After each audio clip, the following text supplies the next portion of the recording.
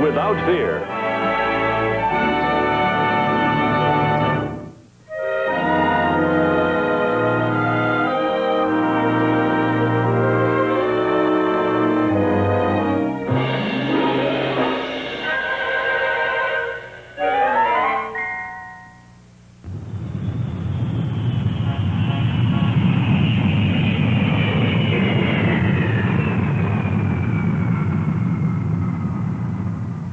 Mexico announces the departure of flight number 201 from Los Angeles to La Paz, Baja California.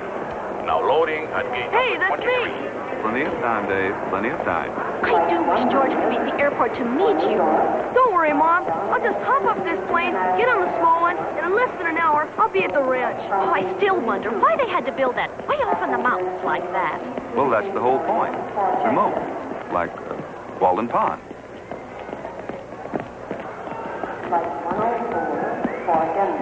His name was Dave Rogers. He was 13 years old.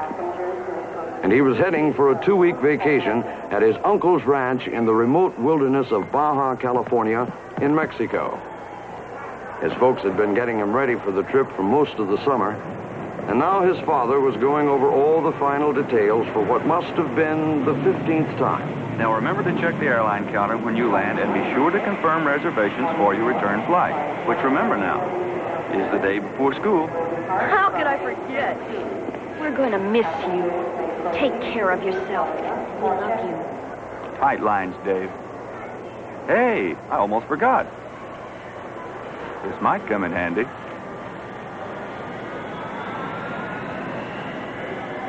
Thanks, Dad. Thank you. Take care, Dave. Bye-bye. Have fun. I still wish his first trip could have been to Mother's place. He'll do all right. He's waited a long time for this. And Dave can take care of himself.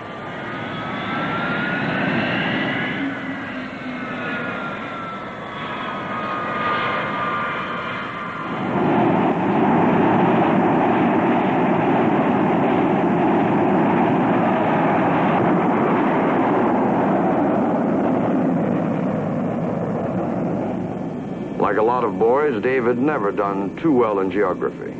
But now he was curious about this mysterious 1,000-mile peninsula he was about to visit. Since its discovery by Cortez, over 4 centuries of attempts at colonization and settlement have been defeated by its jagged mountains and burning deserts. Even today, Baja, California remains virtually unpopulated for most of its length.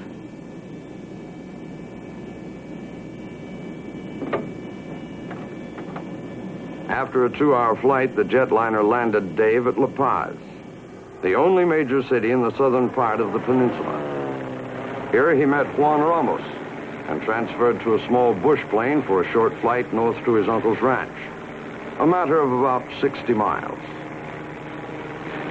From this low altitude, Dave was even more impressed by the mile after mile of stark desolation below.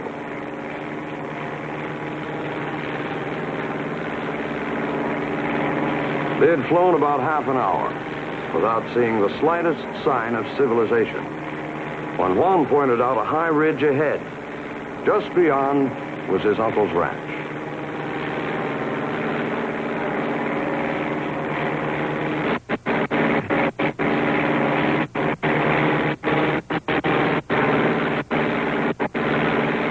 What is it? I don't know. Plenty of fuel. Maybe a clock gas line. We'll be all right.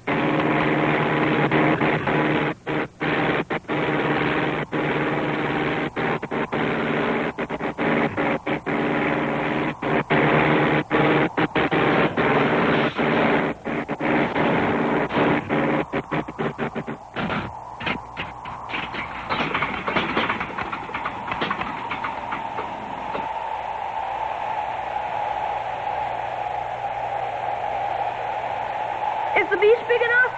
Uh-huh. Just hope the sand is hard enough. Do you think you can fix the motor? I'll try.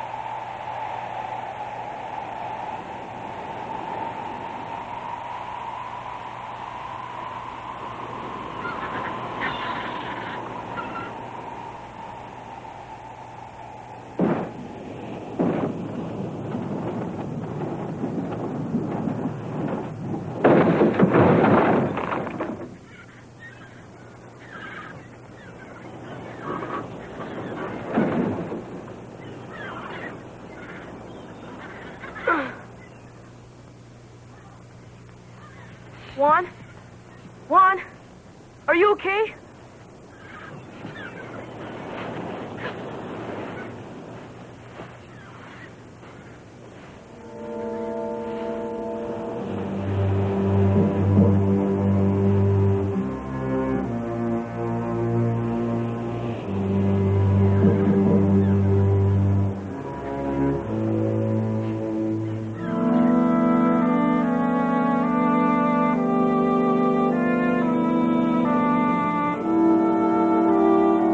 There was no telling how badly Juan was hurt.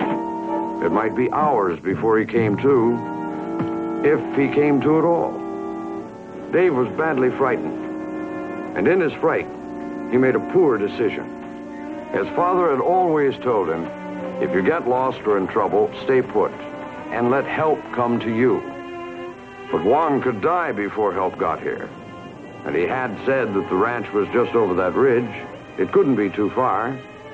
Surely he could get there by sundown and bring help.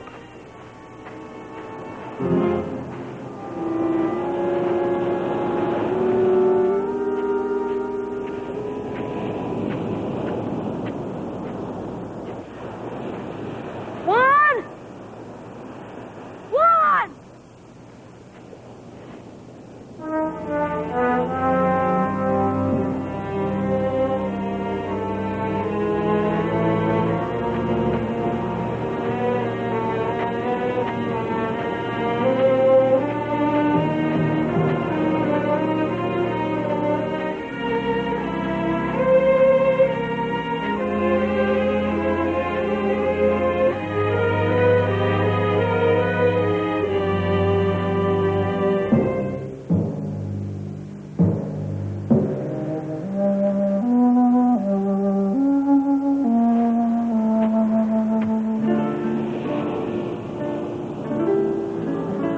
On a beach several miles to the south, Pedro, his sister Maria, and their dog Chico were making their way northward. They were following the coast because the traveling was easier and because they wanted to avoid civilization. And they were hurrying because they knew that somewhere, not too far behind, following relentlessly, was Manuel.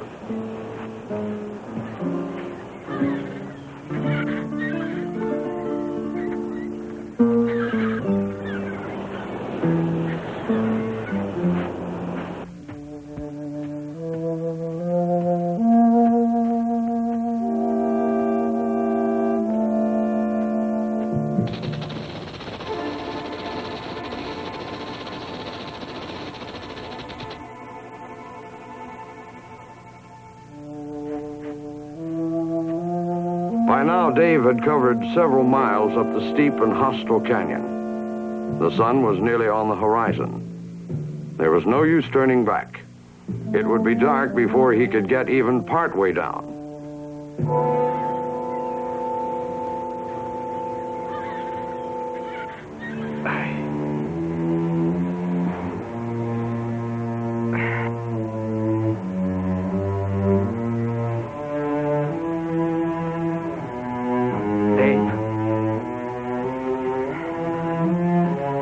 Dave.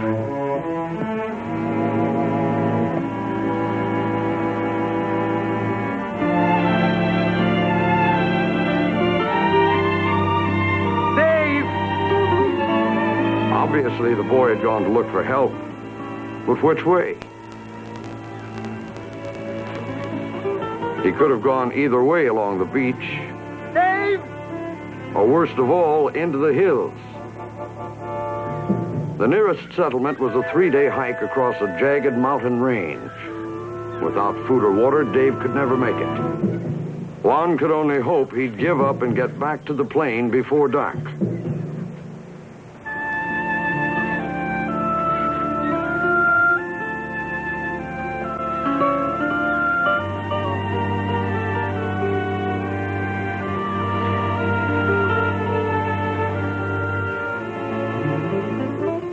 XA302. XA302. Carlos, contéstame. La Paz. La Paz.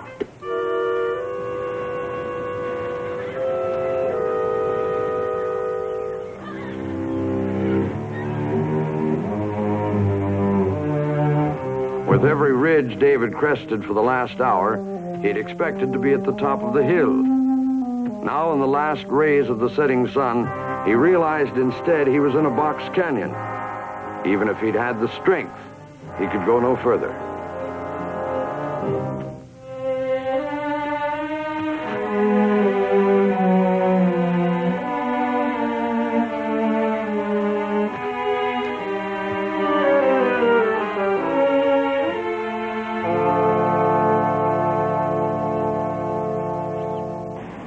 In the fading light to the south, Pedro and Maria, too, had found a place to sleep just above the high tide line.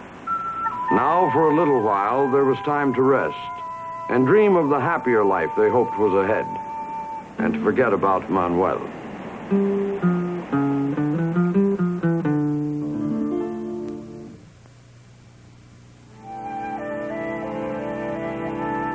With the coming of dawn, Dave was just beginning to wake up from a long night's sleep of exhaustion. But many of the creatures of the night were looking for shady spots where they could spend the heat of the day.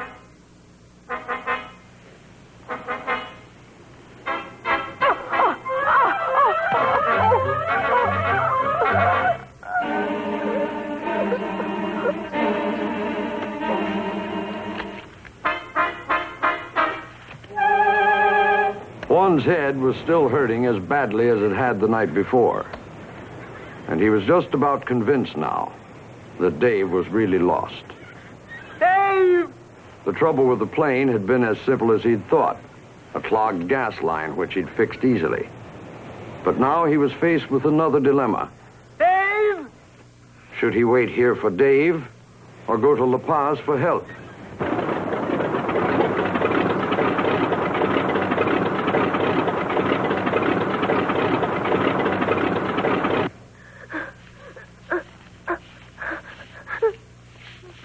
It was the dizzying throb in Juan's head that made the decision for him.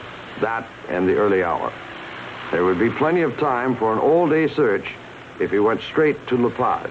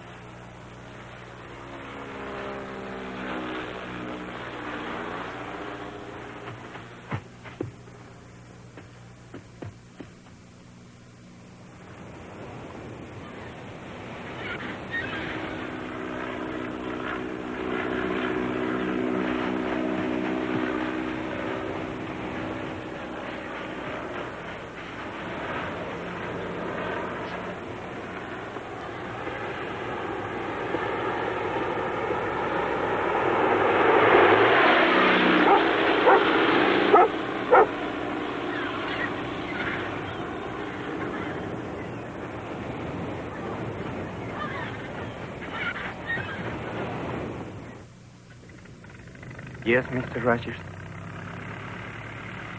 Well, I stay overnight on the beach, then I thought it would be better to come and give some help. Yes, we have some plans up now. Es chubasco. Es imposible buscarlos hasta que pase el chubasco. Dile que lo sintemos mucho, pero que no se puede. I'm sorry, Mr. Rogers, but due to an approaching storm, we cannot look for Dave after today. I'm sorry, sir.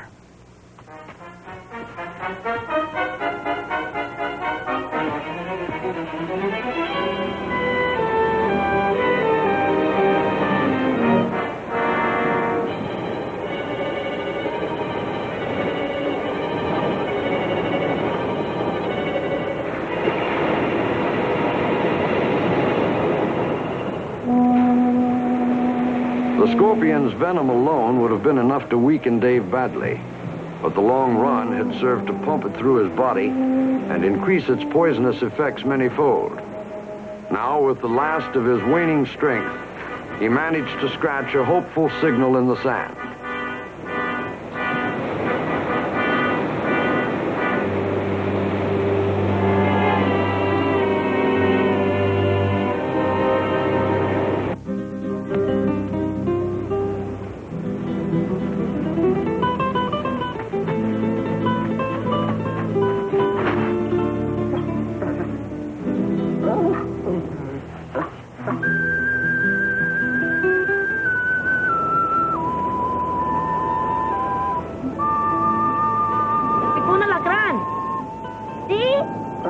Pedro and Maria had lived in this country all their lives, and they were quick to recognize the mark of the scorpion sting. The only treatment Pedro knew was a mud pack to ease the pain and draw the poison. But it would be many hours before the boy came to.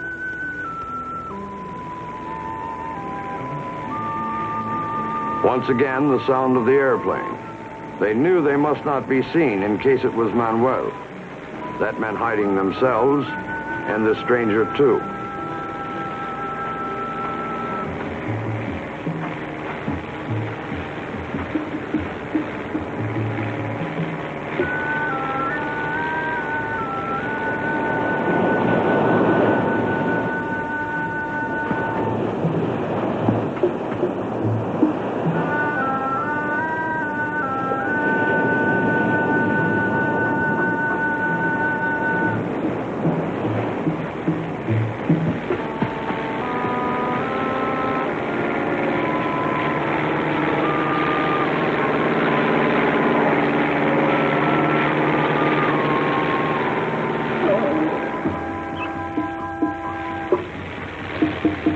They hid from the search planes all that afternoon, not daring to move. By evening, though, the planes had stopped coming. There were roast clams. David recovered consciousness, and his appetite was back with a vengeance. These are delicious. Now they had to get acquainted and find a way around the language barrier. I'm Dave. Dave. Dave? Ah, Dave. Yo soy Pedro. Pedro. Ella es María. Este es Chico. You're Pedro. Maria. And Chico. Very good. Muy bueno. María es mi hermana. Hermana. What? Hermana.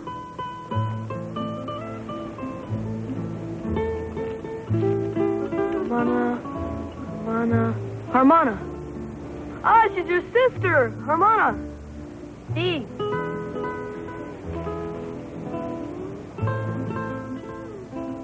I'm from Los Angeles. Los Angeles. Los Ángeles, sí. Nosotros venimos de Todos Santos. Todos Santos. Todos Santos. You come from Todos Santos. I see. Good. Where are you going? Where are you going? ¿Qué?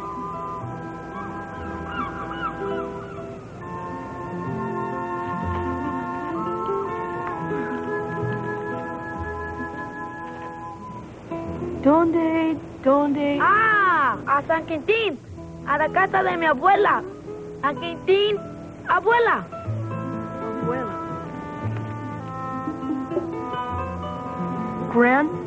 Grandmother. So you come from Todos Santos, and you're going to visit your grandmother in San Quintin. And my uncle's expecting me. I have to find help. Help!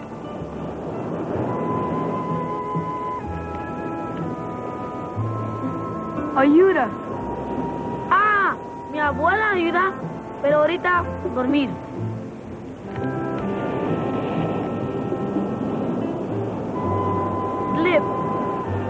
Slip. Oh, sleep. Okay.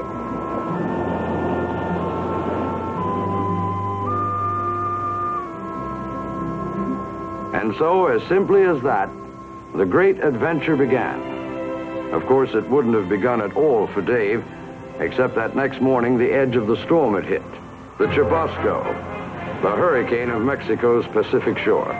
Dave, levántate. What's the matter? Chubasco, vámonos, get a Chubasco. What? Chubasco. What's a Chubasco? Chubasco. Snowstorm, shower, hurricane in Mexico. A storm's coming? Sí, vente.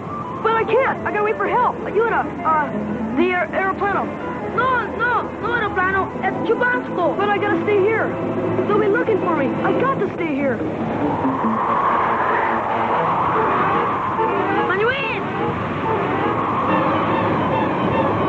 Hey, where you going? Adios. Hey, wait! Wait, I'll go with you. Dave didn't know why he ran, but anyone that scared Pedro and Maria that badly had to be someone to stay away from.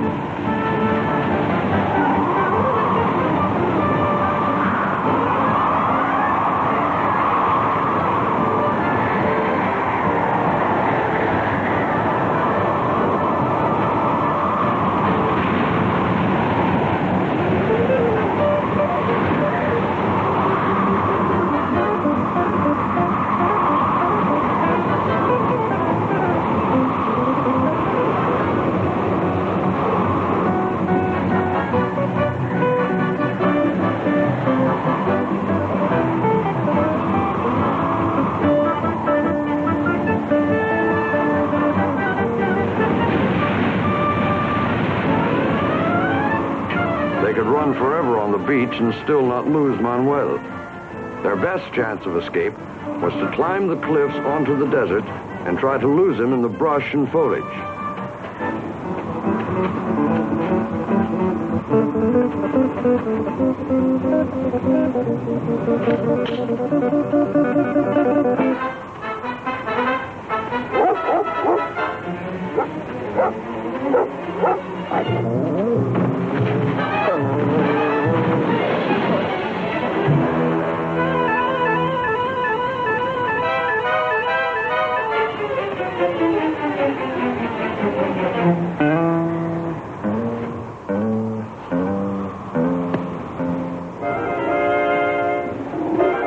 Chico had given them the extra few minutes they needed.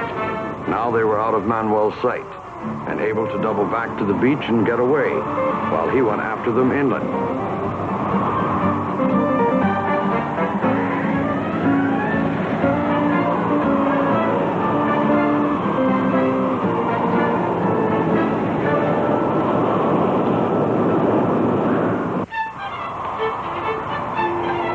It was then they found what they'd been needing most of all. Not only a shelter from the storm, but a perfect place to hide from Manuel. Now there was time for Dave to try to learn a little more about who it was they'd been running away from, and why. Who was that? Who was that?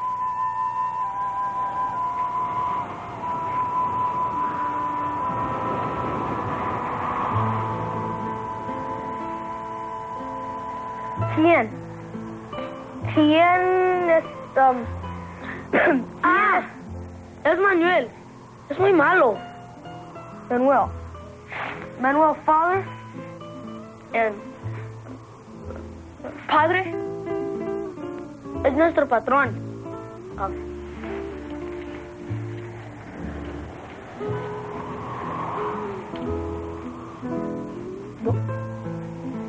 Dos. Oh, fine. Sí, muy malo.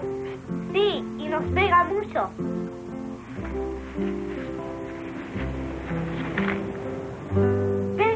Pega. He beat you?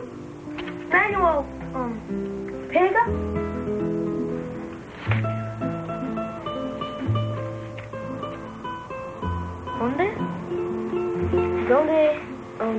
¿Dónde padre? Where's your father? Mi papá murió pescando. Murió?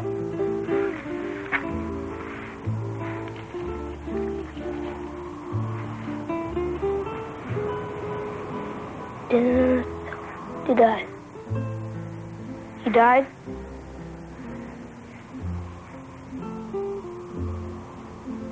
I'm sorry. And your mom? Your mother? Mother. También murió. She's dead too. And you're orphans. ¿Qué?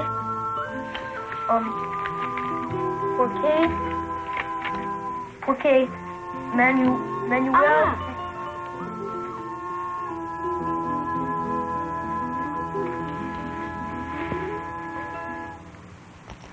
Pearls. That's why Manuel's after you. Sí, Manuel quiere las perlas. No las dio papá. No las dio papá. Your father gave them to you? That's why you're going to your grandmother's house. Hope it isn't much farther. This cave Pedro had found seemed almost tailor-made. There was firewood and clams to be dug outside. And as long as it rained, the leak in the roof meant there'd be plenty of water. For 3 weary children, alone on one of the most desolate peninsulas in the world, there could certainly have been no better place to weather the Chubasco. Yet they never stopped to question their luck. They were here, and they were safe, and for the time being, that was all that mattered. Now, at last, it was time to rest. And as Dave fell asleep, his last thoughts were of his parents. He wished he could tell them he was safe, and that he was with Pedro and Maria, and that even though he was scared to death, somehow he knew everything was going to come out fine.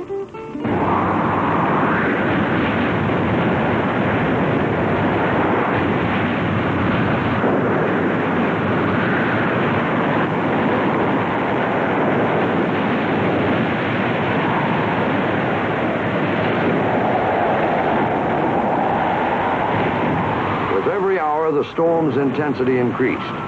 Many animals were in need of shelter too, and it was only natural that some came to the cave. They found it already occupied. But in this time of common need, there was an unspoken truce among all creatures which would last until the storm was over.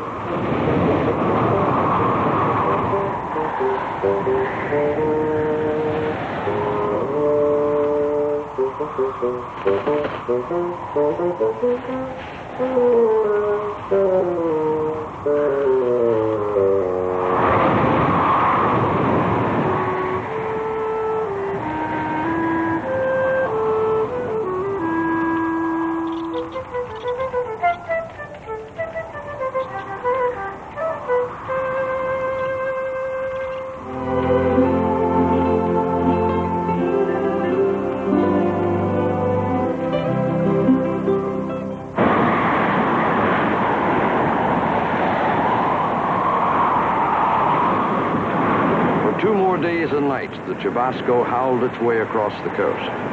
While in their warm, dry cave, the American boy, the 2 Mexican children, their dog, and an assortment of animal refugees passed the time in comfort and safety.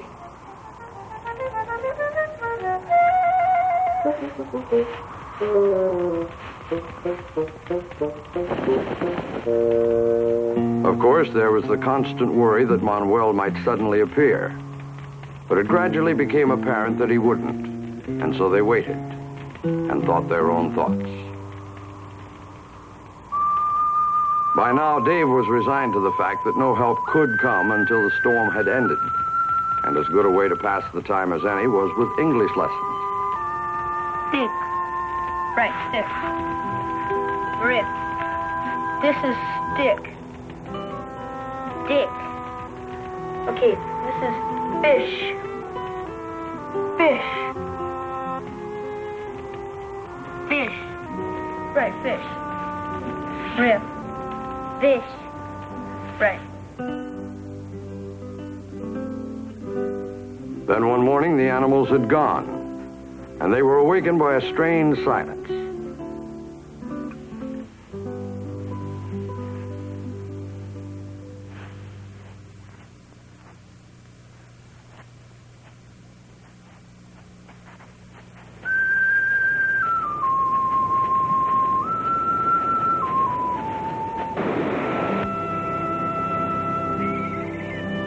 The Chubasco was over. It was possible to travel again.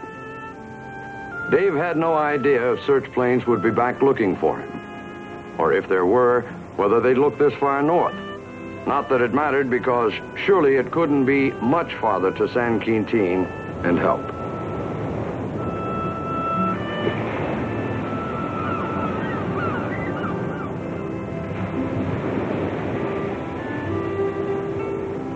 There didn't seem to be much need to hurry, and it felt so good to be out in the air again and get some exercise that they did more playing than walking. By afternoon, they'd only covered a couple of miles. Chico, tráelo. Chico. Chico. Chico, tráelo. Tráelo. Let it go, Chico. Bring it back. Tráelo, Chico.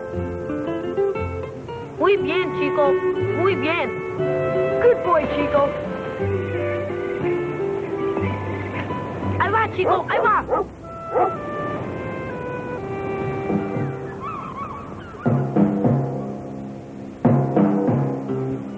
Manuel.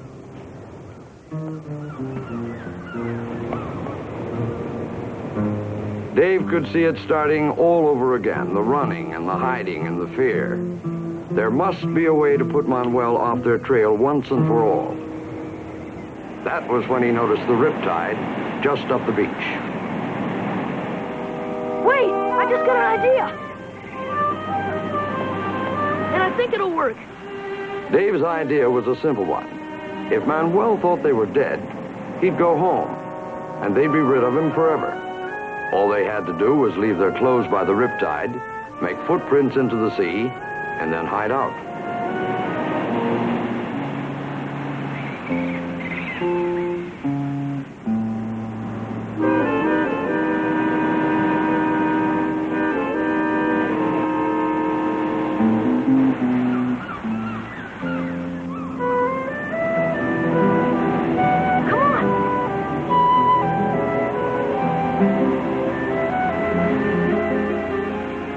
It was Pedro who thought of the extra touch of realism they needed.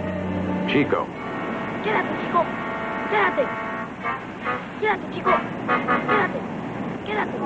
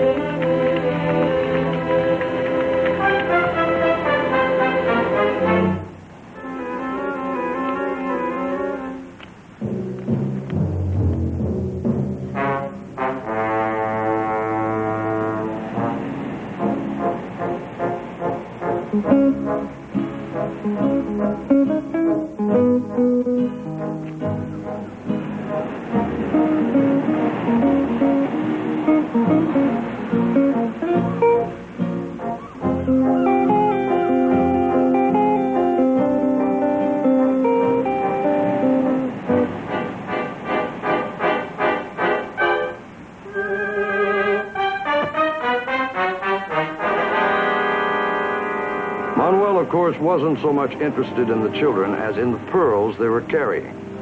Well, the children and the pearls had disappeared, apparently to a watery grave. Manuel would have to settle for the money in Dave's wallet, which, after all, was better than nothing.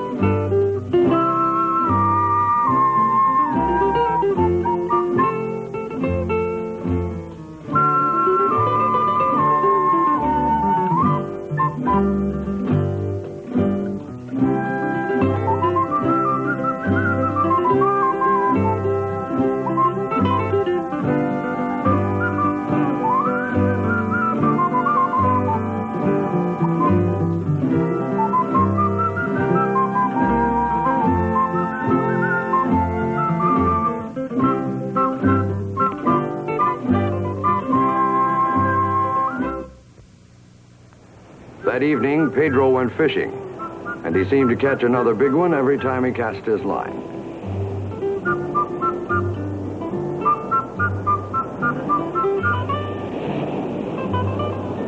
All in all, things couldn't have been better. There was more than enough to eat, the warmth of their cooking fire, and a bond of companionship that was growing deeper with every day that passed.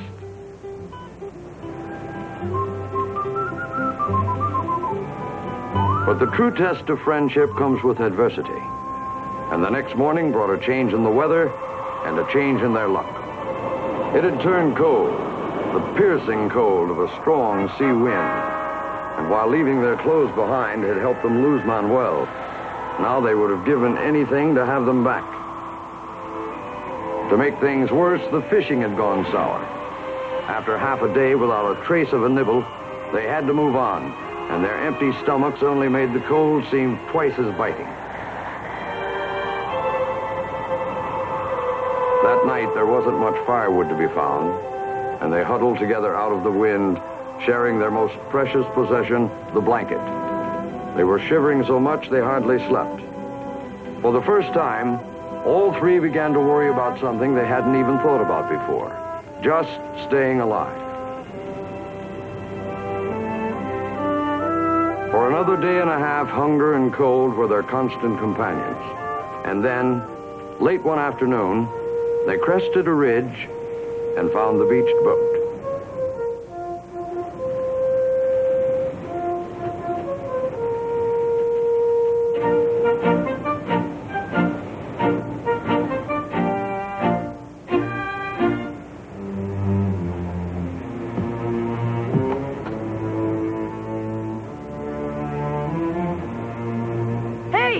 It's okay, come on. Cuidado, cuidado. Sí, yo sé. Mira, latas de comida. ¿Dónde? Ven. Many miles to the south, the search for Dave had finally begun again. And Juan Ramos was flying Mr. Rogers along the beach where he had made the forced landing nearly a week before.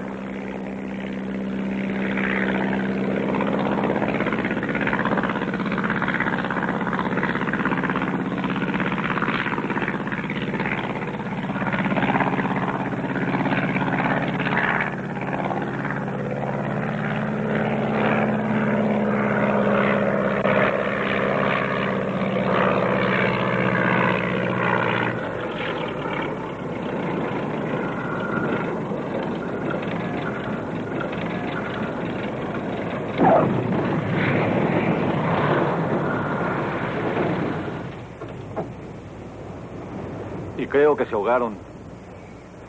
Porque ahí mero estaba el perro.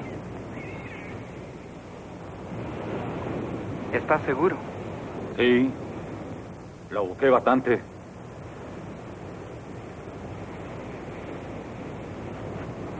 Gracias.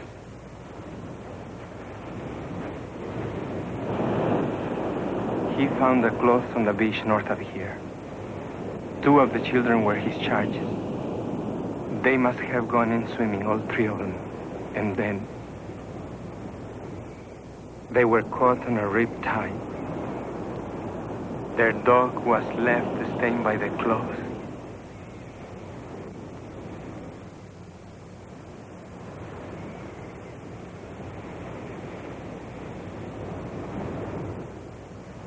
Gracias.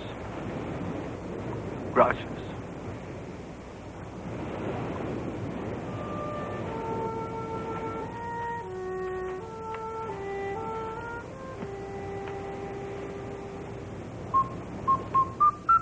The boat had turned out to be full of treasures of every kind. First and most important, there were clothes. They weren't exactly a perfect fit. In fact, Maria's new dress was an old Navy shirt. But right at the moment, that didn't matter a bit. Pedro.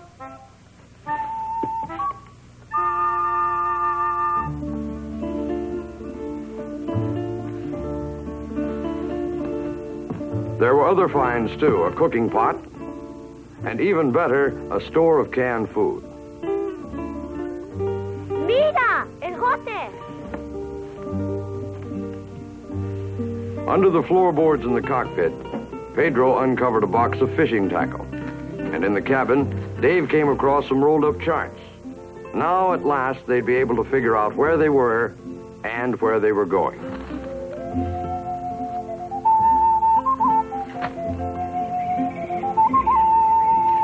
And so that evening, there was a feast for all, even Chico. There was time to study the map and to ask an all-important question.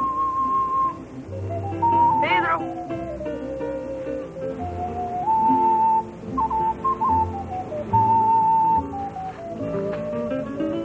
¿Dónde es San Quintín? ¿Aquí? Is it here? No. San Quintín está aquí. That far? According to the map, it was well over 300 miles to San Quintín. Dave's hope of immediate rescue evaporated.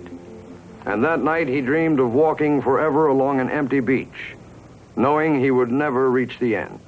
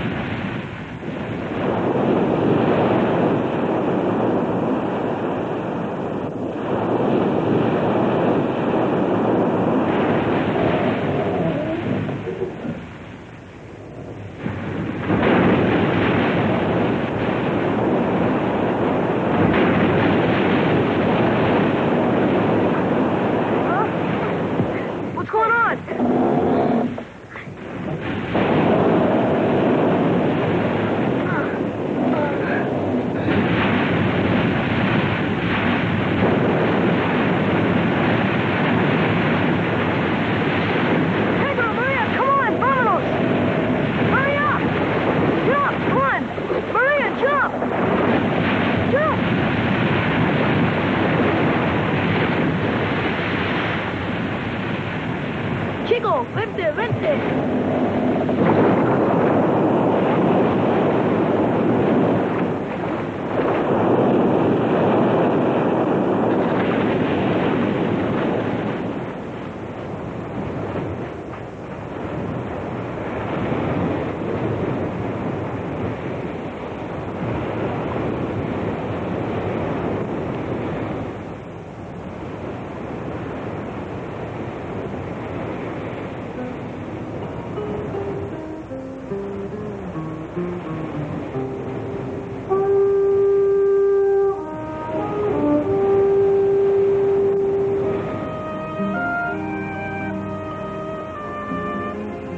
hadn't been time to save a thing, except for Pedro's little bag of necessities, and of course their clothes. At least they'd be a little more comfortable from this point on. But to the north, the lonely miles to San Quintin stretched almost endlessly, and there was no telling what adventures lay in wait for them ahead. For a few days, the journey was uneventful. And then one afternoon, Pedro crested a ridge and discovered a whole beach full of natives of the area. Thousands of sea lions and sea elephants.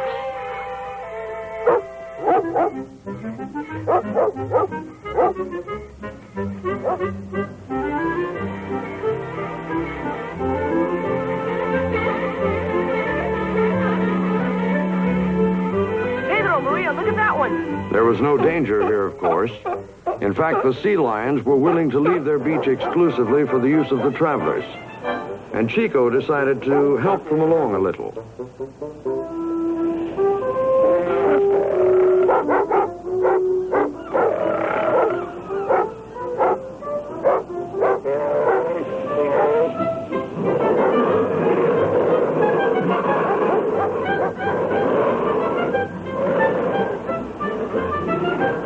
Naturally, there were a few that couldn't be bothered, especially a big bull sea elephant who looked as though nothing in the world could ever bother him. All 2 tons of him.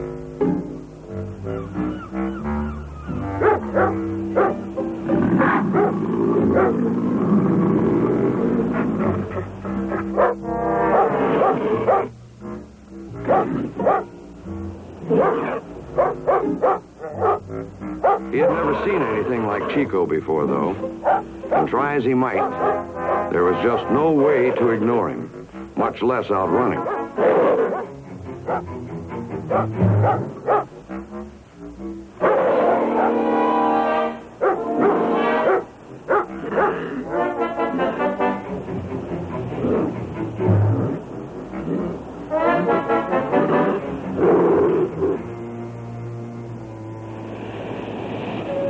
Vente, Chico, vente. Déjalo, Chico.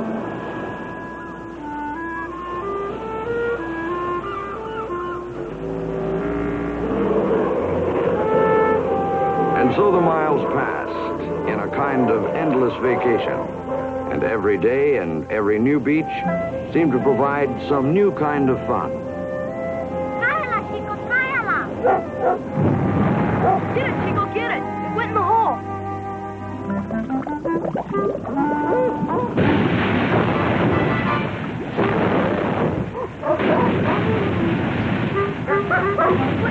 Get at it.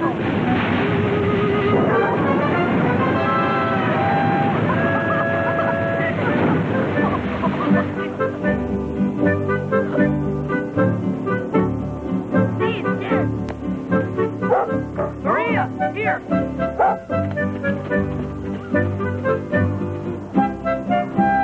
Throw it again, throw it again.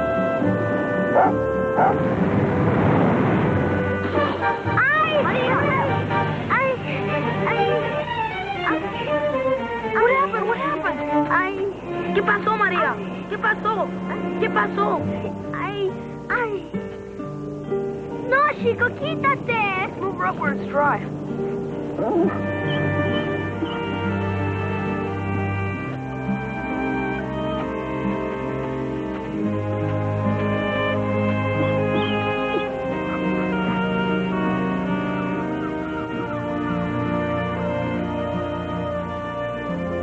There was no way to tell how badly the ankle was hurt.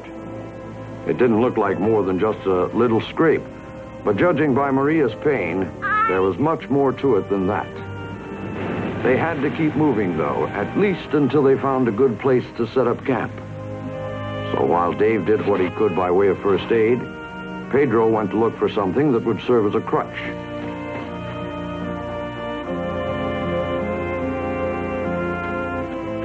See if you can walk.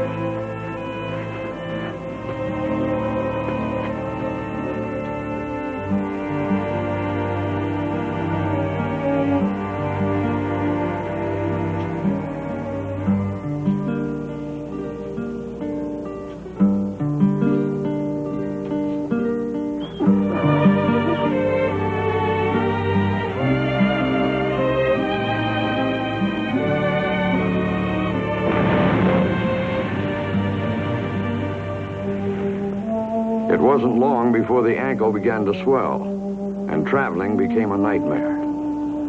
To make it worse, this particular part of the coast was an almost endless stretch of rocky beach. It took them most of the day just to cover half a mile.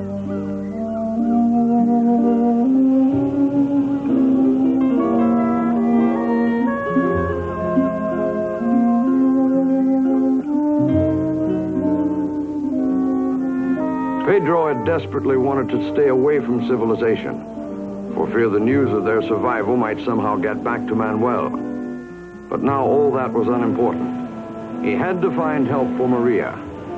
And a little later, when he found a narrow path leading inland, he decided to follow it.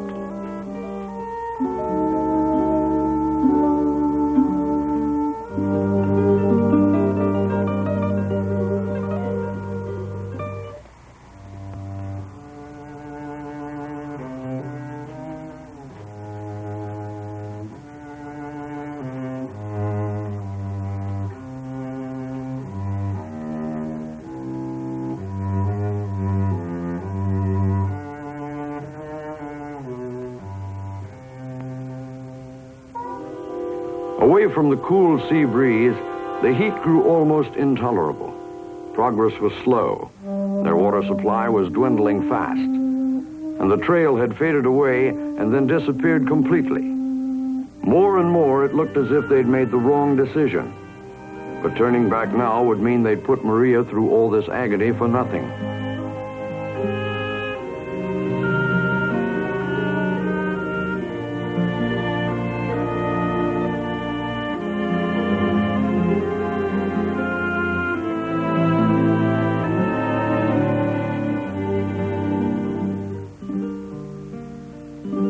Un rancho. Steve, María, un rancho, vengan.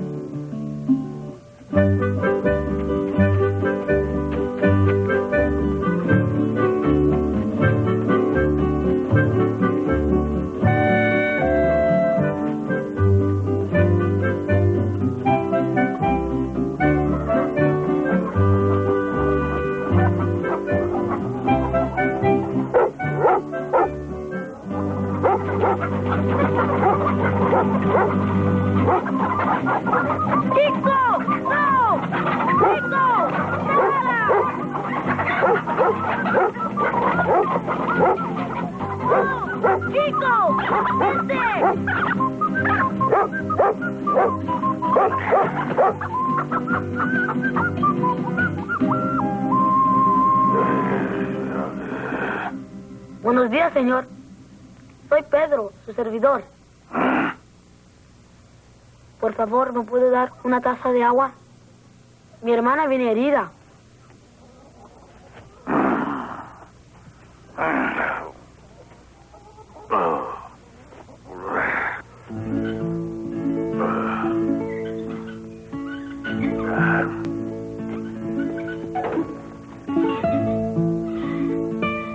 Gracias.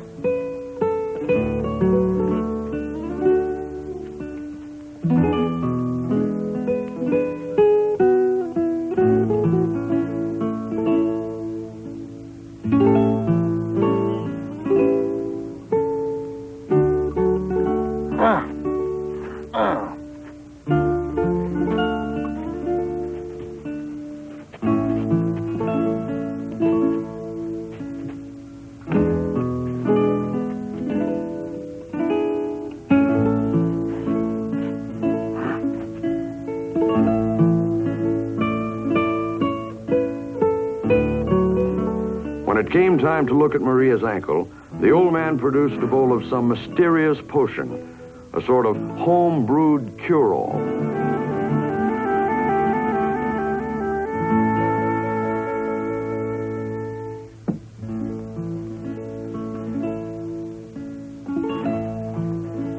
It apparently worked just as well from the inside out as it did from the outside in. Ow! Ooh, yuck. Maybe taken internally and externally.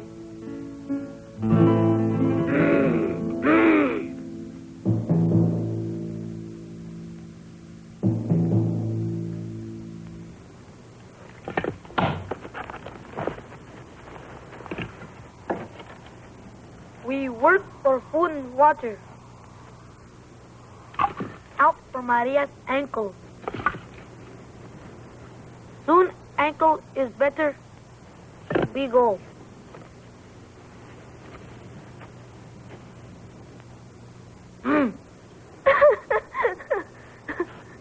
Oh, grunt.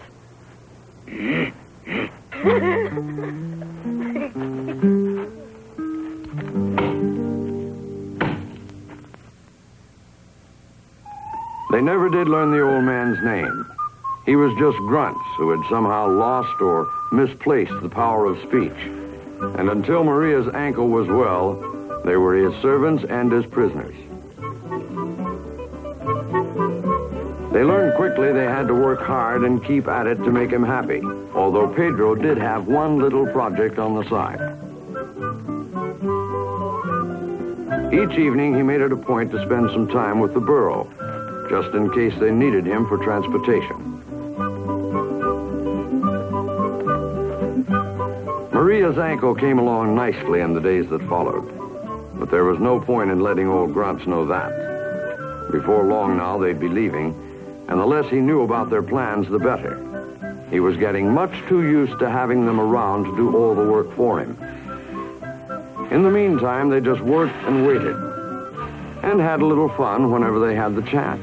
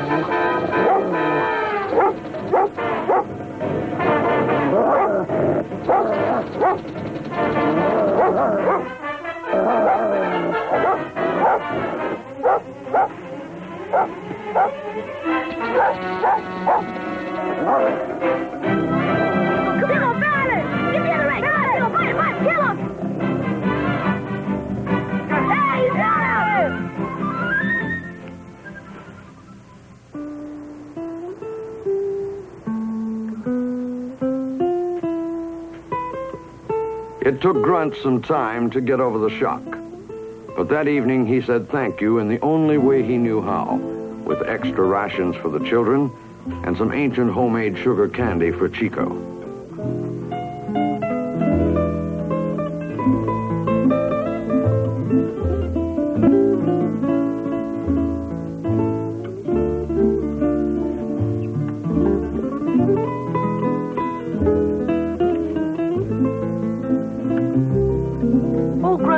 Bad guy at all.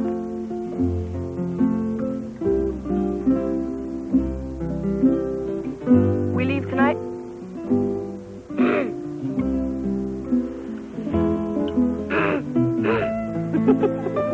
So it was time to end their stay with old Grunts. And that night, while Dave and Maria waited at a distance, Pedro took advantage of his friendship with the burro. Hey, that boy, Pedro. Way to go.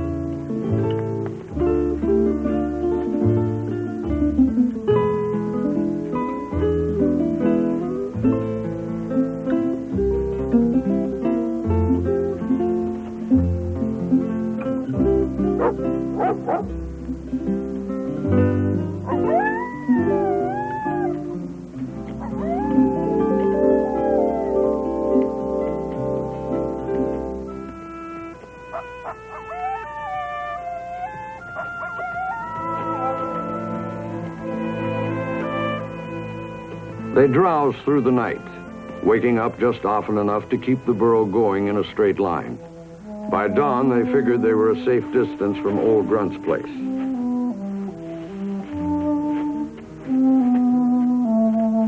They hoped the burro had the sense to find his own way back, but they needn't have worried about that.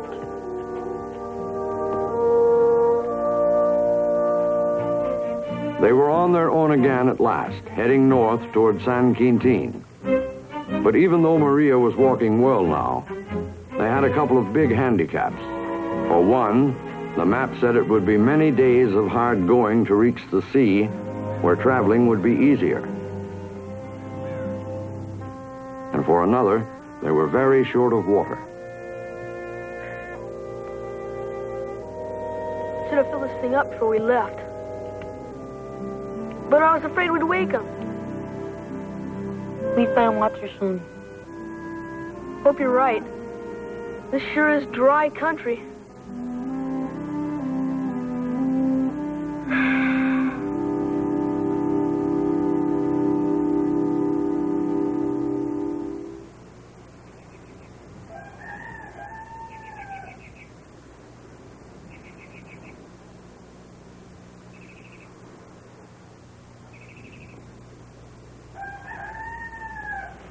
Un gallo.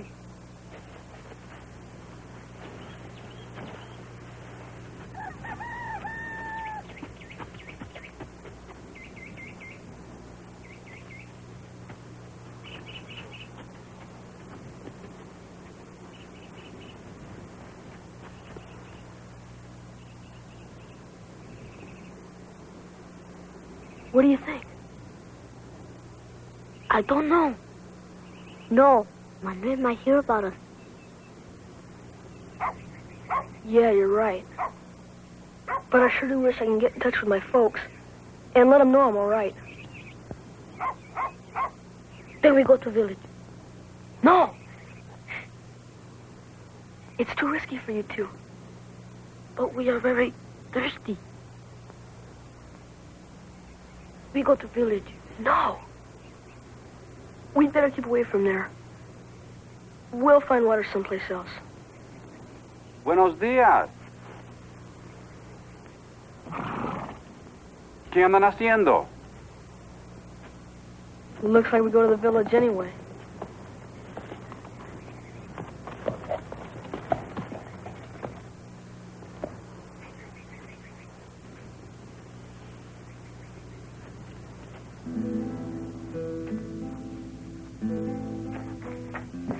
Miren lo que va allí en el desierto. Buenos días. Buenos días. ¿Qué, refresco? ¿Refresco grande? Sí.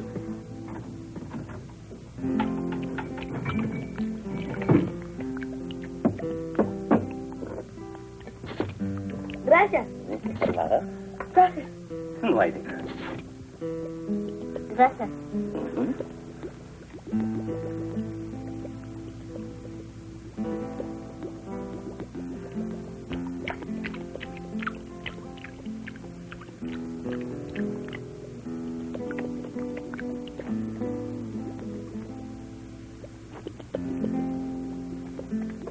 ¿Dónde viven? ¿En todos los altos? ¿Ah, sí? Está lejos. Sí. ¿A dónde van? A San Quintín. ¿De Todos Santos a San Quintín? No. Sí, de veras.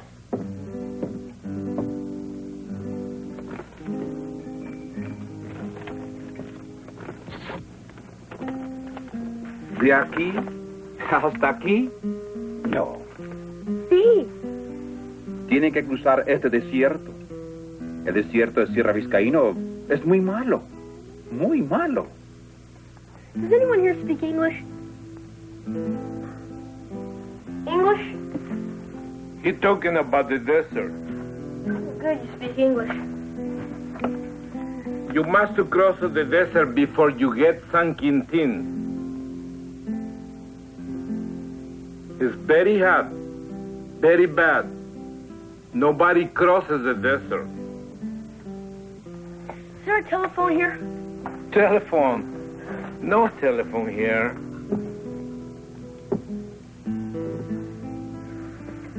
Gotta get in touch with my dad in Los Angeles. You must go to the Arco. Many cars pass there. El Orco? Where is that? Over those montas. Very far. But you wait for Gonzalez. And his truck, he will take you. Really?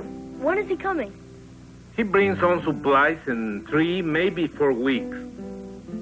A month? We'll be in San Quintin before that. That'd be foolish. You wait here. Be comfortable. Wait here. We've already come more than halfway. We'll make it all right. It's just that... You agree about your mother and father? Yeah. I wish I could let them know I'm all right. You could write them a letter? Hey, good idea. Señor, ¿me presta su lápiz y papel, por favor? Sí. Gracias. Could you please have Gonzalez mail this to my parents? Sí. Gracias. 1 hour in the desert and you will be back.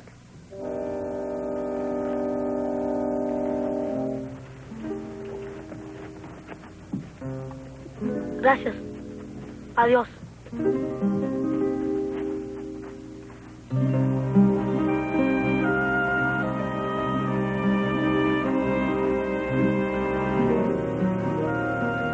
If the men in the cantina had thought the children were being overconfident, it was with good reason. This was the Vizcaino Desert. Not very large as deserts go, but one of the cruelest on the American continent.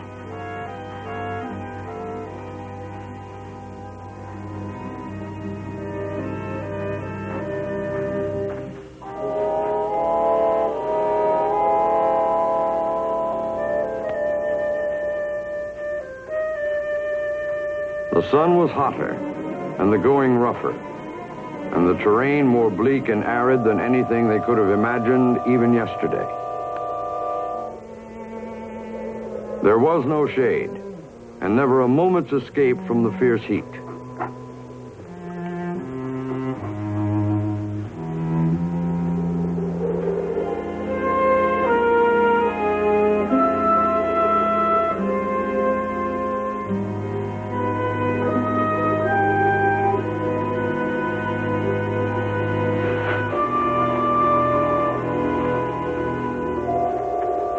For 2 interminable days, they kept going, gauging their direction from the position of the sun and trying not to think of anything except their goal, a cool, almost unreal place somewhere ahead where sand dunes must eventually give way to sandy beach.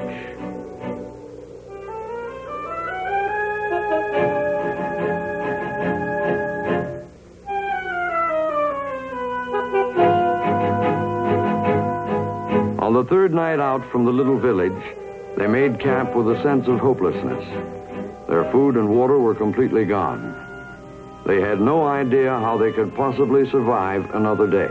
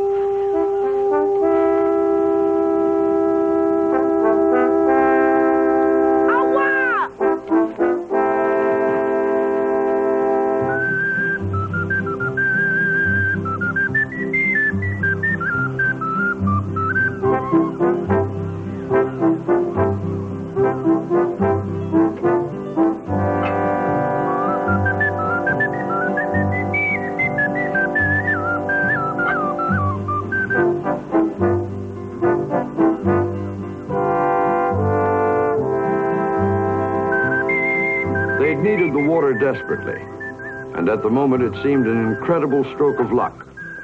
But it was only the beginning. This stretch of sand they'd come upon was a place called Malarimo Beach, the junkyard of the Pacific. Stretched out like a gigantic catcher's mitt into the southward bound Pacific current, Malarimo Beach lies in wait to intercept every kind of floating debris from as far as half a world away. Of course, all this was lost on the children, who knew only they'd stumbled onto a beach full of marvelous junk, apparently put here for their exclusive use.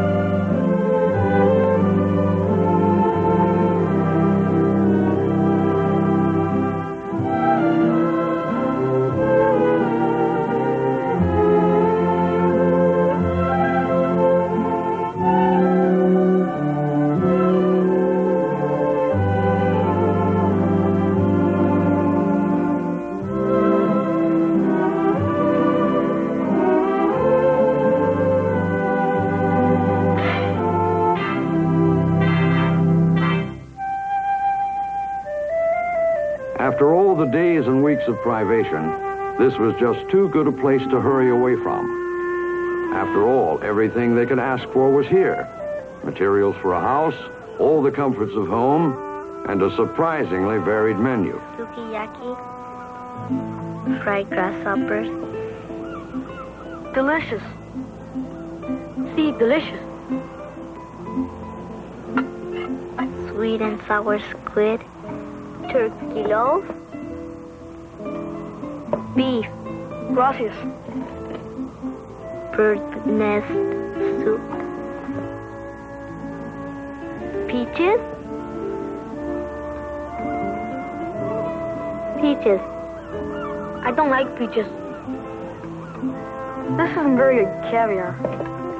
On the desert, hunger and thirst had been their problem. But now that they were in the midst of plenty, they had another problem. They were getting picky.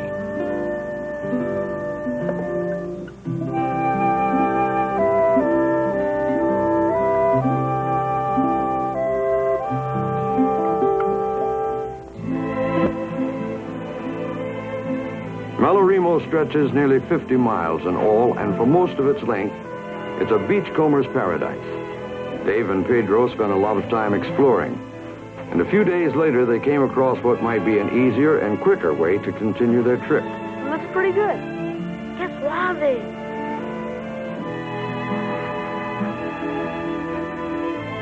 You know, all we gotta do is patch up a few of these holes.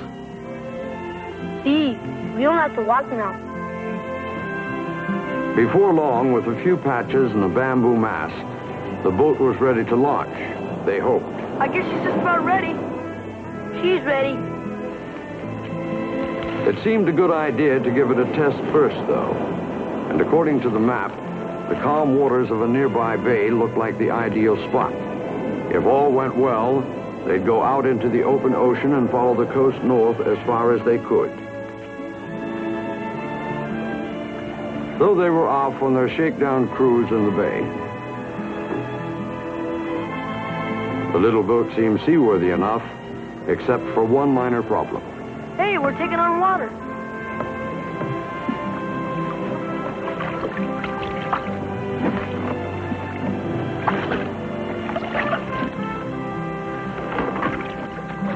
The leak wasn't serious, and they weren't about to sink. But there were other dangers ahead. A whale! Look at that! Ballena! Scammons Lagoon, named for the old whaling captain who discovered it, is the breeding grounds for the great gray whale, which migrates here every winter from its home in the Arctic Ocean. Otro! Once blunted to the edge of extinction, the gray has made a strong comeback in the past 50 years. And every season, thousands of animals are here in Scammons Lagoon to mate and bear their calves.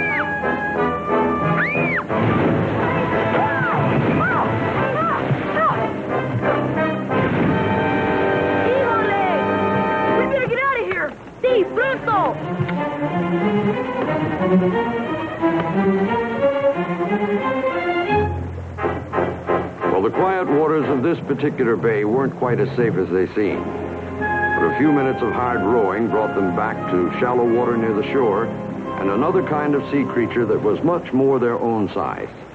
Hey, a turtle! Look at that! Tortuga! I get for dinner.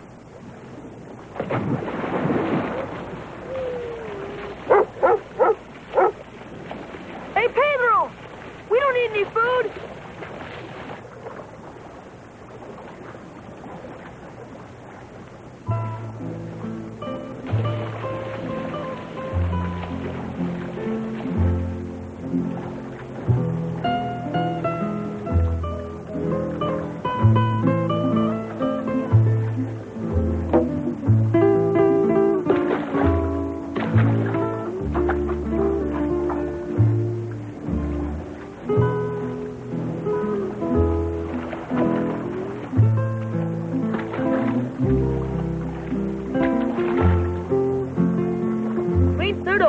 Very good.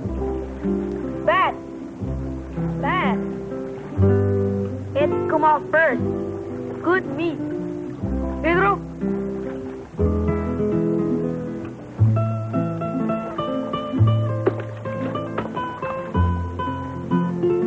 We've got all the food we need. Pedro, please don't kill. But she's big, like my father caught. We don't have to kill to eat. Es verdad. You're right.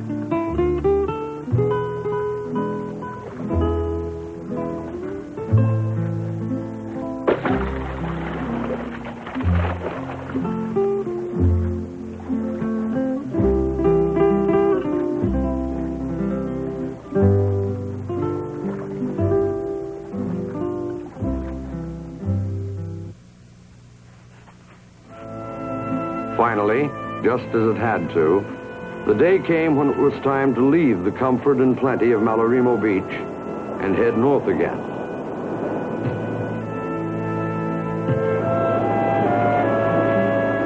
They'd been worried that launching the little boat through the surf would be a problem, but they deliberately waited for a calm day, and it turned out to be a lot easier than they thought.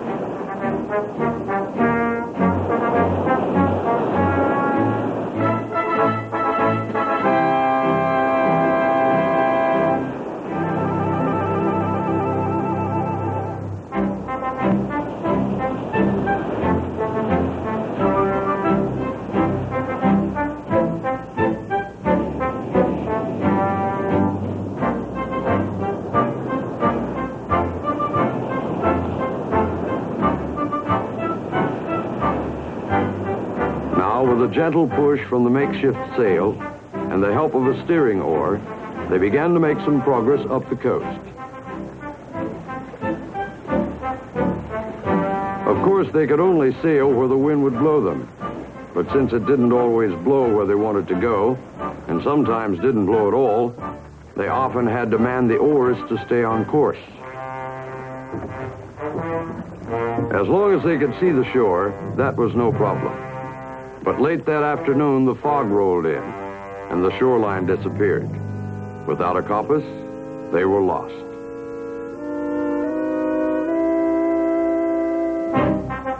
Next morning, when the fog lifted, there was still no land to be seen. At least with the sun visible, they knew more or less where north was and which way to go. But the day passed, and then the night. And real fear began to haunt their every moment.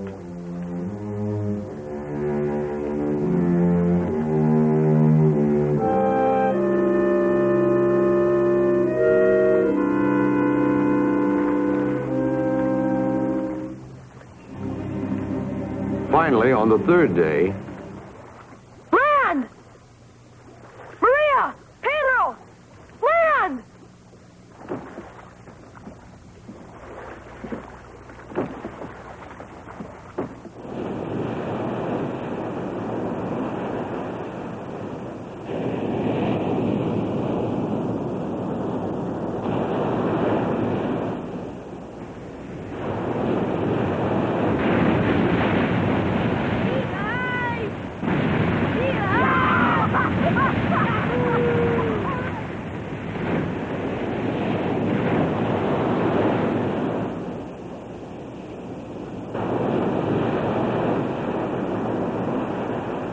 They didn't have the faintest idea what beach this was or how far they'd come.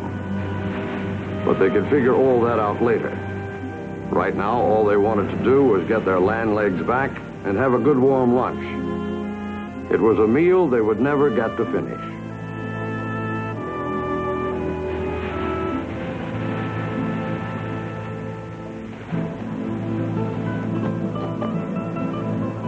Of course, any bull is a dangerous animal, but this was a range bull that had lived in the wild all his life, and he saw this little beach as part of his territory. Intruders weren't welcome here.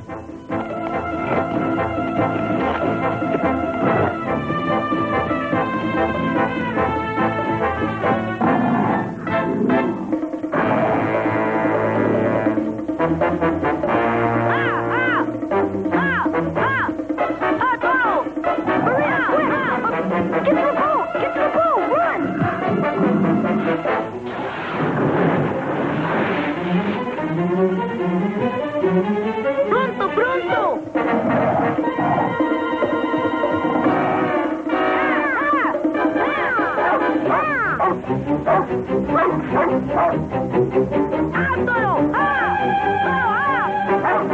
Toro!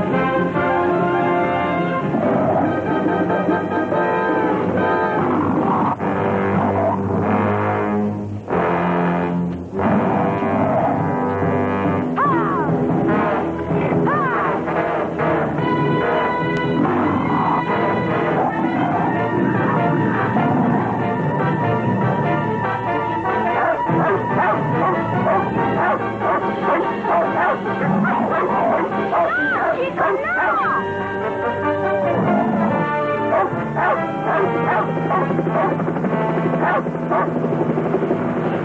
Chico! Hey!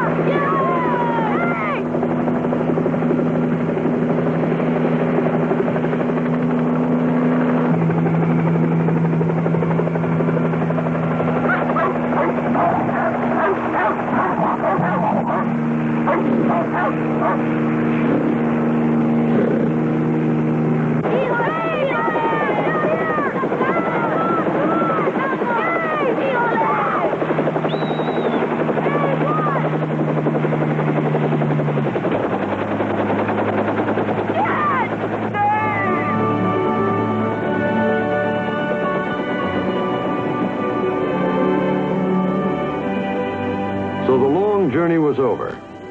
And that evening in San Quintin, there was a double family reunion, celebrated Mexican style.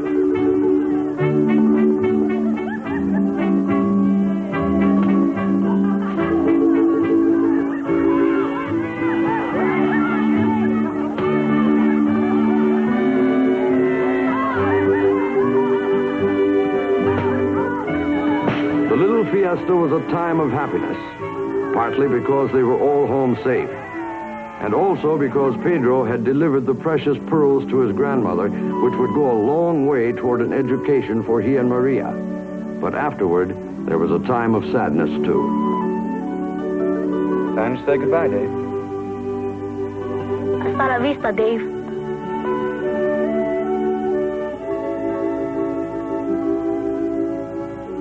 Bye, Maria. Adios.